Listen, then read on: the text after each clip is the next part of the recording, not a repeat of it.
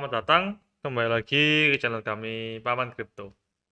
Jadi hari ini kita mau bahas tentang market outlook aja gimana Bitcoin itu saat ini keadaannya gimana ya. Jadi ada beberapa hal yang mau kita bahas. Pertama kali tentang kripto dulu dan berikutnya adalah tentang pasar saham ya yang mengikuti pattern sebelumnya. Ntar akan saya jelaskan deh. Nah, sekarang untuk pattern Bitcoin sendiri kita lihat di daily itu kayak ada apa ya, flag pattern tapi kebalik ya. Jadi kayak mau turun ataupun pennant pattern. Jadi di mana dia ini sudah berada di sisi bawah ini ya. Di mana sisi bawah ini, sebentar saya hapus-hapus dulu biar nggak terlalu pusing ya. Nah, sisi bawah ini kan gini ya. Kayak lumayan dalam lah. Nah, biasanya dia itu kan pakai yang break sebelumnya ini panjangnya. Terus kita masukin dia di sini. Kalau dia break berarti ya, masukin gini. Misalnya breaknya di sini, berarti breaknya di sini. Berarti targetnya selanjutnya di angka kurang lebih 12.600-an ya. Kalau dia break dalam waktu berapa hari ke depan.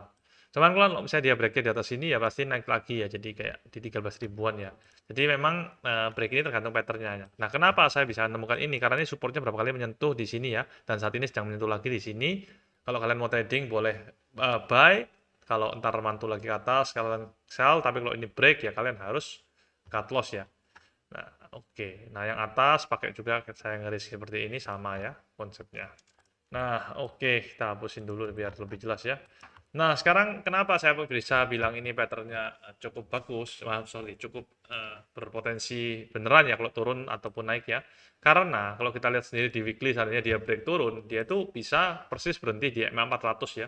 Seperti yang kita tahu sebelumnya saya MA 200, ini MA 300 dan ini MA 400 ya. Nah, MA 300 ini kan sudah hampir pernah menyentuh di kemarin ya pas mau turun ya.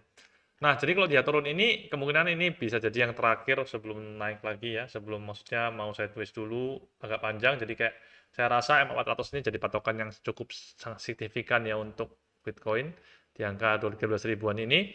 Nah, tergantung kapan breaknya dari pattern ini ya, dan saya rasa beberapa minggu depan ini krusial ya untuk melihat apakah dia break ataupun masih dalam pattern ini. Karena kalau kita lihat dalam pattern ini, kalau weekly nggak kelihatan ya, kita lihat daily aja itu masih dalam pattern ini ya untuk trading kan enak banget ya, bawah atas ini kan buy short buy long short udah bisa kena berapa kali nih.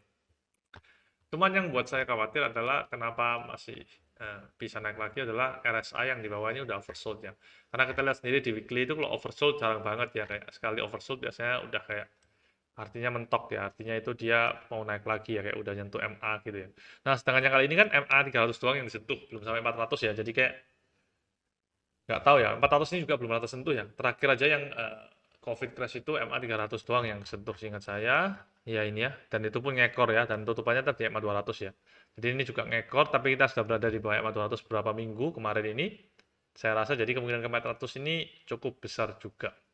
Jadi untuk beberapa minggu depan saya rasa bisalah ke 12.000, 13.000 ini ada potensi ya. Tetap hati-hati, tetap research ya, ini cuma pandangan pribadi aja.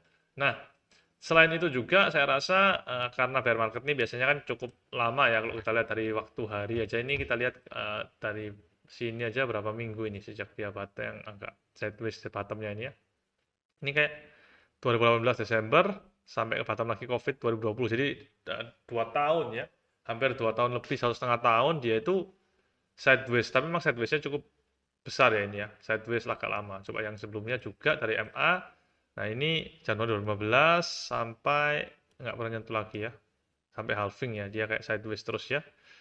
Kayak sidewaysnya berarti dari sini sampai sini deh. 2000. Jadi cuma 6 bulan ya di MA bisa akumulasi ya. Saya rasa juga waktunya sama, kalau kita berhasil menyentuh di sini, berarti setelah menyentuh di MA 400 selama 6 bulan tuh kurang lebih berada di atas situ untuk kita nabung lah atau loss averaging. Terus setelah mau dekat-dekat halving dia baru mulai naik lagi ya. Jadi halving diperkirakan di bulan Maret 2024 ya. Jadi masih 2 tahun lagi. 1,5 tahun lama sih ya, nggak terlalu lama. Dalam 1,5 tahun ini ada 6 bulan di mana posisi dia itu bakal sideways ya, sebelum menyentuh kalau udah bottom, menyentuh MA biasanya bottomnya itu, terus dia tuh sideways gitu agak lama.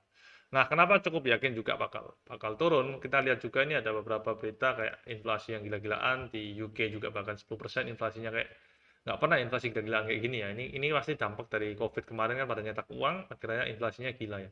Nah, arti dari inflasi itu gampangnya adalah uang kalian tuh tergerus ya. Misalnya 10% artinya tergerus 10%. Kenapa? Karena gaji kalian nggak naik, tapi biaya hidup kalian naik. Jadi secara nggak langsung kalian tuh value uang kalian tuh nggak kelihatan secara mata bahwa turun ya. Misalkan punya 10 juta, tetap 10 juta, cuman dulu 10 juta mungkin bisa makan 100 kali, sekarang cuma bisa 90 kali. Seperti itu ya, kurang lebih konsep standarnya ya untuk inflasi ya.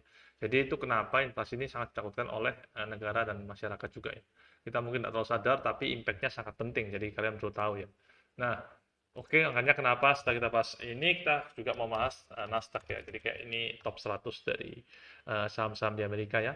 Nah, jadi saya pakai patokan ini sendiri, itu dulu dia tuh sempat ya, ini MA-nya saya hilangin dulu.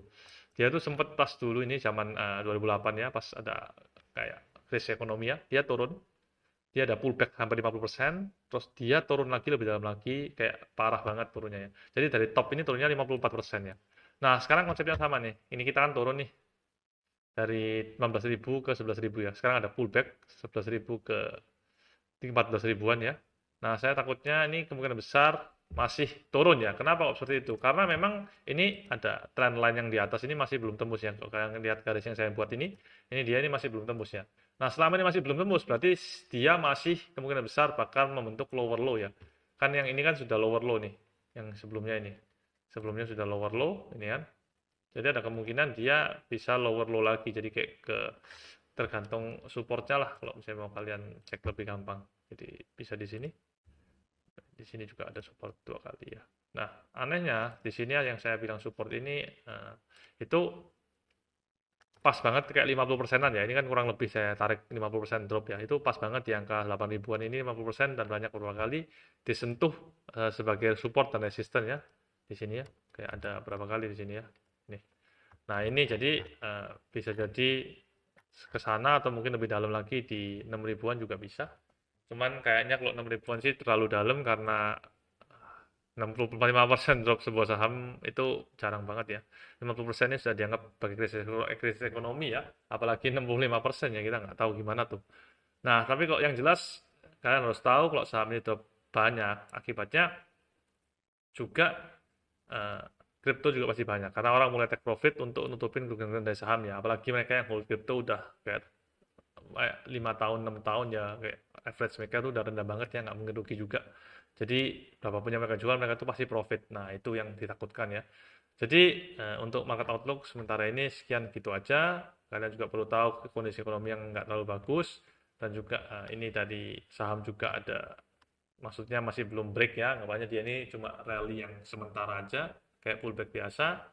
Nah, nanti dia juga bisa turun lagi. Nah, ini juga yang saya tadi mau sempat infokan sebelumnya adalah ini ya, RSI-nya ya. RSI-nya ini naik nih. Ini kita ngomong weekly tapi jarang kan weekly. Nah, ini tapi turun ya. Jadi ini ya, sangat menakutkan ya. Artinya masih lower low kayaknya untuk low baru mungkin di 10 ribuan lah. Jadi ada drop sekitar 3.000 poin lagi, 30% lagi untuk saham ya. Ini saham Nasdaq ini saham 100 terbesar di Amerika ya. Jadi yang terpilih aja kayak kalau di Indonesia kalian tahu tuh kayak LQ45 seperti itu ya. Oke. Jangan lupa kita juga ada Instagram, ini Instagram kita. Jangan lupa nanti bisa eh, komen aja atau mungkin follow. Mau tanya-tanya silahkan langsung tanya aja. Apa yang kalian mau tanyakan, atau mungkin apa yang mau dibahas juga bisa kalian kasih ide ke kita. Untuk YouTube kali ini sekian dan terima kasih. Like, subscribe, dan jangan lupa nyalakan notifikasinya.